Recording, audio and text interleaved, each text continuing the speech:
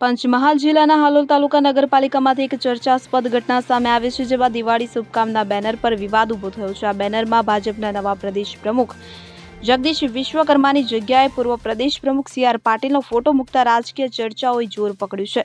હાલોલ નગરપાલિકા કચેરી બહાર લગાવવામાં આવેલ આ શુભકામનાના બેનરમાં એક બાજુ પીએમ નરેન્દ્ર મોદી, ગૃહમંત્રી અમિત શાહ, સીએમ ભૂપેન્દ્ર પટેલ અને પૂર્વ પ્રદેશ પ્રમુખ સી આર પાટીલના ફોટા છે, તો બીજી બાજુ સ્થાનિક ધારાસભ્ય, પાલિકા પ્રમુખ અને કારોબારી અધ્યક્ષ પ્રમોદસિંહ રાઠોડનો ફોટો છે। પરંતુ ભાજપ દ્વારા નવા પ્રદેશ પ્રમુખ તરીકે જગદીશ વિશ્વકર્માની જાહેરાત થયા બાદ પણ જૂના પ્રમુખનો ફોટો મૂકતા નગરજનોને પાર્ટી કાર્યકરોમાં આશ્ચર્ય ફેલાયું છે। ત્યારે ચર્ચા એ દિશામાં ચાલી રહી છે કે શું કારોબારી અધ્યક્ષ નવા પ્રમુખ અંગે અજાણ હતા કે પછી આ કોઈ ઈરાદાપૂર્વકની ભૂલ હતી?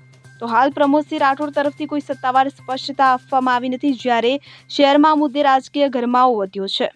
કિરણ ગોહિલ સાથે CN24 ન્યૂઝ, પંચમહાલ। હવે જુઓ દેશ દુનિયાની તમામ ખબરો તમારી આંગળીના ટેરવે। ઉઠાવો મોબાઈલ અને Google Play Store પરથી ડાઉનલોડ કરો અમારી CN24 ન્યૂઝ મોબાઈલ એપ।